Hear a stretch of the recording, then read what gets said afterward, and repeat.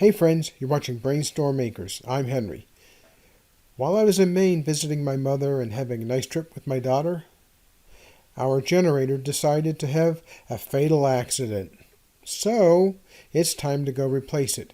Fortunately, I bought the insurance plan for that generator, so I just have to get it down to Harbor Freight, which is where I bought it.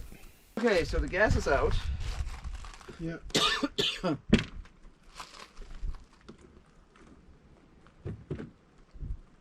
Pull the sign off. It's a press fit. So. Right. I assumed there was a tap down there. There it is.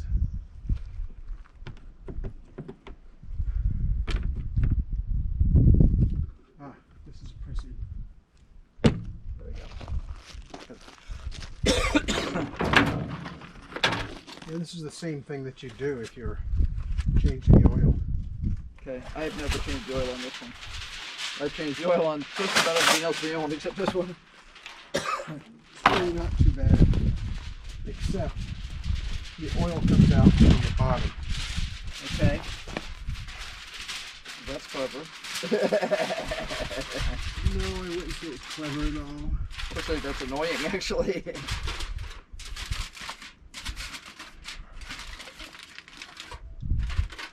Just gotta come out of. I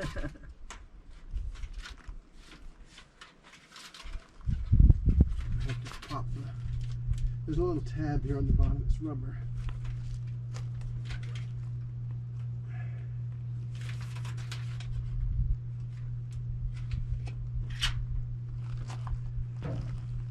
It's right there. All right.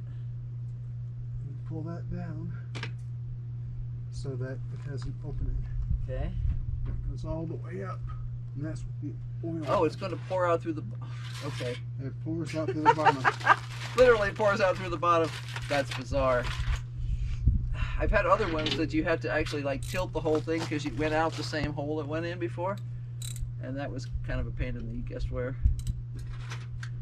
This is a combination. Well, it's kind of like my vacuum sealer in that it has a hole that you can get to moderately easily, but then you have to figure out how to.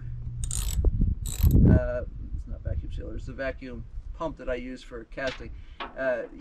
It has a hole that you can get to moderately easily, but then you have to figure out how to get the oil from there to some container that you want it to be in rather than randomly all over the building. Yeah, I tilt my vacuum pump and I usually use a hose on it. And now the oil runs out. Right. And hopefully it runs down. That's right.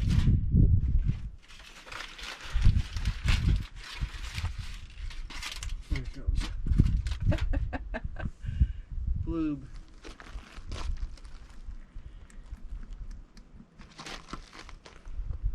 I was gonna say, does opening that give better drainage? It helps. Now we just wait. Yeah. How many quarts does it hold to? No. Right. It's less than a quart. Oh, okay, that's not too bad. Because what the heck? There used to be one that I was 2 quarts, and I remember, you know, like I would do things. I'd pull weeds. I'd come back. I'd check in. You know. Well, I think we can just go inside and let this drain by itself. Well, we should probably tell people what we're doing. Well, it's really kind of boring, but what we're doing is we're going to be taking this generator back to Harbor Freight. It's developed a problem. More Two than one, problems, actually. One is when you go to pull the pull start, it really kicks back like it has never done before. So Yeah, I mean, like rip your arm off, kick back. So I suspect there's a problem in the timing of the valves. Right. And the other one is that it's just not running right once you start it. Yeah, it starts, and then it runs for 5, maybe 10 minutes, and then it conks out. It's not producing the right voltage. It's not producing right anything. It's doing everything wrong. The nice thing is, with these Harbor Freight generators, if Buy the 2-year warranty. buy the 2-year warranty, because and we know of people. It's very common among contractors and stuff. They will buy things like this, and they will have it on their calendar as to when they're going to return it, and they just plain return it before it dies, even, because that gives you another year of value out of it. Usually, I mean, I guess once you've turned it in, you can't count it anymore, but that's still, chances are you'll be able to make it last for a while. We actually haven't had to return too many. No, this is really the only one that we've had a problem with. I broke the pull start on 2 others, but that's just me being a beast, I guess. No, sometimes the pull cords are pretty wimpy these days. I'm sure it's a supply chain issue, because everything is a supply chain issue these days. By definition. By definition, yeah, whether you want it to be or not. So, yeah, we figure this is something that people have to know about. If you're going to return these, you have to have them empty. That means no gas, no oil. Now we've poured all the water out. I mean water. We poured all the water. No water. We poured all the gas out, and we were going to try and start it again just to run that last little bit out. But since neither of us wanted a broken arm for the pull start, we decided we would just do the best we could. Yeah, unfortunately, it really damaged again my bad thumb. Right. Didn't improve my fingers either. It was like, wow, okay, I've never had anything yanked that way, ever. Well, I think we're going to go ahead and go inside and do a few other things for the next 10 minutes, so we just let it continue draining out. Right. But this is what you need to do, and it's just something you need to be aware of. We're fortunate enough here to have a lift gate on our truck that we can pick things like this up, because when it's full of gas and oil, it's kind of heavy. And some of these generators are heavier than others. One of the things that I really think that most people who live on a homestead should have is a lift table. They sell them at places like Harbor Freight, and if we didn't have a lift gate, we would buy a lift table, because there's times when you need to get something up 3 or 4 feet in the air. Now, that's not going to lift something 10 feet in the air. You need a scissors lift for that. But if you have something, ouch, I just got chomped on by a bug. Don't chomp on me, bug. If you have to lift up something like a generator to work on it or something, you really don't want to be crawling around on the ground trying to do this kind of stuff. The chances you would be able to get the oil to drain correctly. Well, I've drained the oil on these before. All I do is I usually use a pallet. Yeah, I use a pallet, or I've used a on the smaller generators. I've used a milk crate, a good sturdy milk crate. But it's nicer to have a lift table, because you only get one back. Grab the other side. Let's see if we. And once you've mucked it around, it's mucked. That's pretty much it, actually. There's a little bit coming out, but not much. I declare that's it. Now I just need that bolt to put back in. Mm-hmm. But when you take it back, you need to empty the gas and empty the oil. Well, all they really want is the gas emptied out, but I don't want oil. Well, we've been told, ouch, depends on who you're talking to. There's somebody biting me down here this morning. He's a bitey fly. And he hurts. We haven't had any really bitey flies around lately. I guess we've got one now. Yeah, anyway. So you need to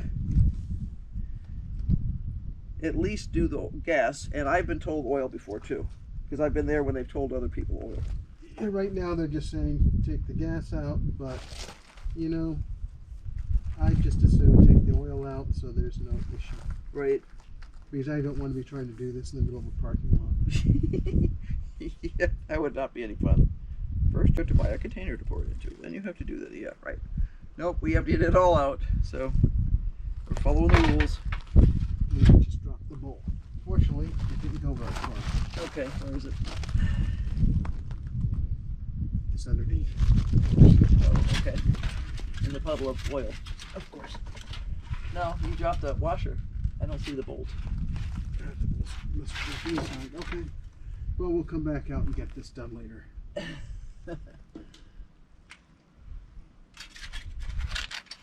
I just happen to have a rag here for you to wipe your hand on. Yeah. Anyway, so you just need to think about things like that. How are you going to get the stuff back if you need to replace it or return it or whatever?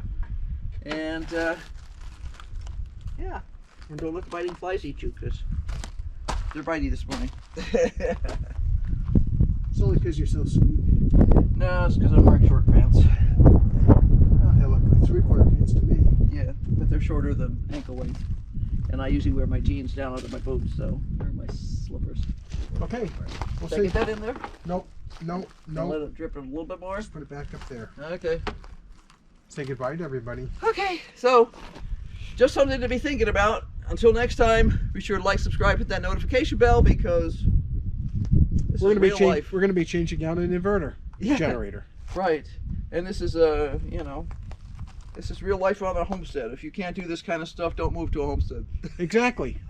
Unless you have somebody who can come rescue you, but when it happens. Yeah, and that gets old real fast. All right, time to go. Okay.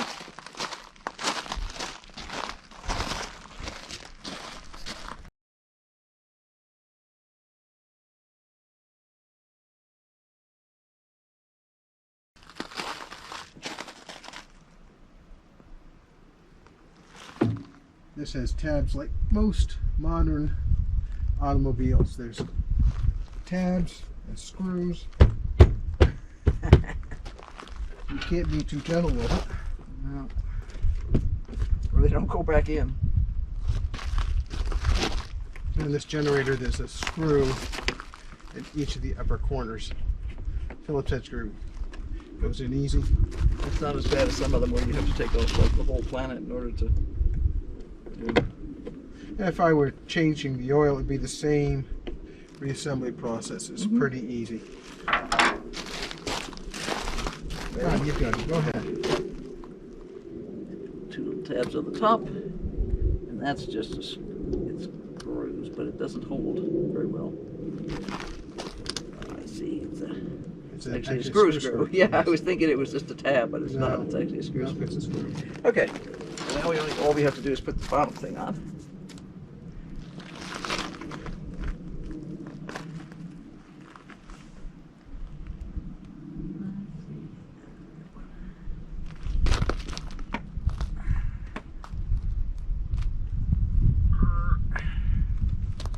Kids, you can get in there. There. Ta-da! Any oil left on the bottom? Actually, it's pretty good. I'll wipe, but Okay. Thank you. there's not much in there. It's still bust. That's it. And that's how easy it is to change the oil in this generator. Well, it's a bit of work. It's annoying. It's not actually as hard as some of the other ones I've done. There used to be one, and I don't remember which one it was. It may have been one of the old Hondas where you had to tip the entire generator. So I would like do this balancing act, and it took a little while for all the oil to come out. It's kind of annoying at best.